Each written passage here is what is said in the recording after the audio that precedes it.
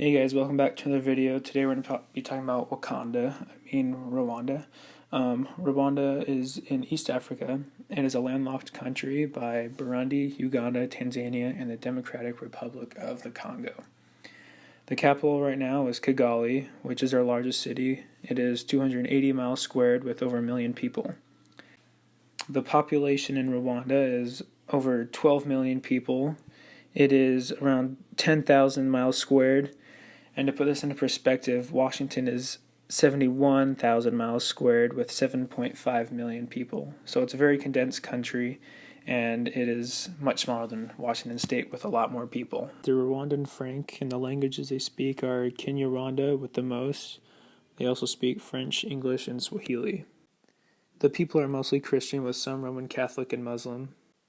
Their ethnic groups include Hutu at 83% of the people, Tutsi with 16%, and Twa with about 1%. The smallest countries on the African mainland, with highly elevated mountainous regions in the west and a savanna in the east.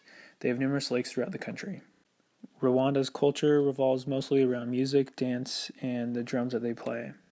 Their traditional arts and crafts were originally practical materials and not for decoration. Mostly were woven baskets, bowls, pottery, and wood carvings. Although they traditionally have mud housing with grass thatched roofs, the government has initiated a plan to replace them with modern materials. Their staple foods include bananas, plantains, pulses, sweet potatoes, beans, and cassava. Barbecued goat meat is very popular, although they only eat meat a few times a month. The women have traditional ceremonial dresses, which are wrapped skirts bunched at the waist and a sash draped over the shoulder. Every last Saturday from 8 a.m. to 11 a.m. is Umuganda, which is a mandatory community service for all Rwandans. April 7th is a Genocide Memorial Day, which is an official week of mourning for the lives lost in the 1994 Rwandan genocide. To know a bit about the people. There are two main ethnic groups in Rwanda: Hutus, who make up about 85% of the population, and the Tutsis, who are a minority but have long dominated the country. Before European colonizers arrived in the late 19th century, the Tutsis were mostly aristocratic cattle herders. The Hutus were mainly peasant farmers. The two groups share the same language, and they both are majority Christian. In 1959, the Hutus overthrew the Tutsi monarchy, and tens of thousands of Tutsis fled to neighboring countries, including Uganda. Decades later, in the late 1980s, Tutsi refugees in Uganda, supported by some moderate Hutus, formed the Rwandan Patriotic Front, the RPF, led by Paul Kagame, the current president of Rwanda. Their aim was to overthrow the Hutu president Juvenal Habyarimana and secure the right to return to their homeland. The RPF invaded Rwanda in 1990. But in August 1993, after several attacks and months of negotiations, a peace accord was signed between President Habyarimana and the RPF, but it did little to stop the continued unrest. Then came the event that sparked the genocide. On the night of 6th of April 1994, a plane carrying President Habyarimana and his Burundian counterpart Cyprien Ntaryamira, both Hutus, was shot down, killing everyone on board. The mystery of who shot down the plane endures to this day. Hutu extremists blamed the RPF and immediately started a well-organized campaign of slaughter. The RPF said the plane had been shot down by Hutus to provide an excuse for the genocide. Within hours, a campaign of violence spread from the capital Kigali throughout the country, which would not stop for 3 months. The genocide was carried out with meticulous organization. Lists of government opponents were handed out to militias who went and killed them, along with all their families. Neighbors killed neighbors, and some husbands even killed their Tutsi wives, saying they would be killed if they refused. At the time, ID cards had people's ethnic groups on them, so militias set up roadblocks where Tutsis were slaughtered, often with machetes.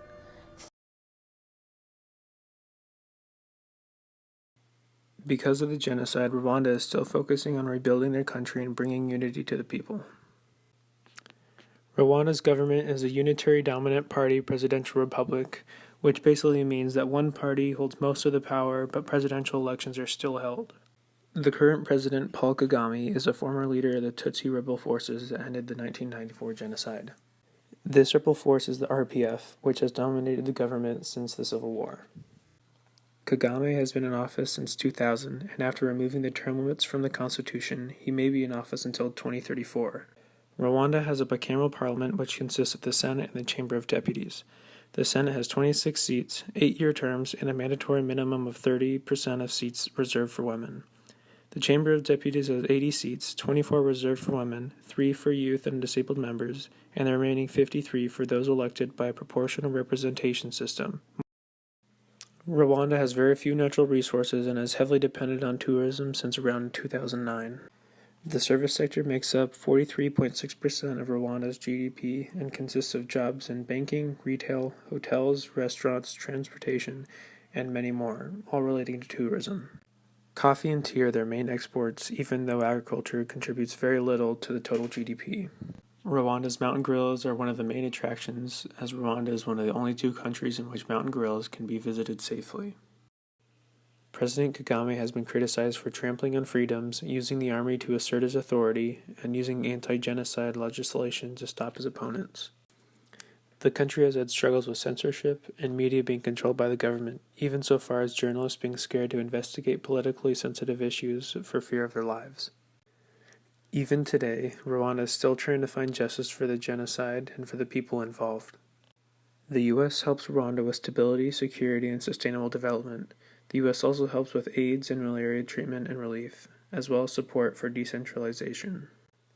China has invested heavily in Rwanda. Millions of their dollars have gone towards infrastructure and manufacturing projects to build up Rwanda's economy. Rwanda is an active member of the United Nations, African Union, Commonwealth of Nations, and the East African Community.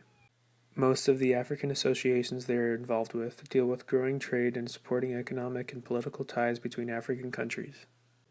However, Rwanda accused Uganda, Burundi, and Tanzania of supporting anti-Rwandan groups and organizations looking to overthrow the Rwandan government. These accusations have been denied by these countries. In foreign news, Uganda may close Rwanda's embassy in Kampala, according to a local Ugandan magazine. Both countries are reported to have deployed special forces on their border to stop a potential attack from either side. President Kagame and President Museveni fought side by side in the First and Second Congo War. Most of the tensions today are because Rwanda has accused Uganda of supporting anti-Rwandan organizations. Over the years, Rwanda has become more skeptical of Uganda as well as Burundi and Tanzania. If the Rwandan embassy is to close, this will be an end to good relations between the 2 countries for a very long time. In domestic news, Rwanda is planning to build Africa's first green city in a $5 billion project to bring Wakanda to life.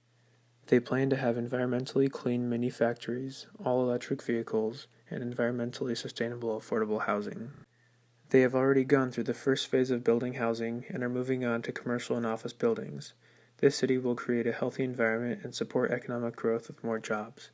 Rwanda is already the 3rd greenest city in the world after banning all non-biodegradable plastics and enabling mandatory community service. With this city, Rwanda will grow in popularity and hopefully enhance tourism in the area.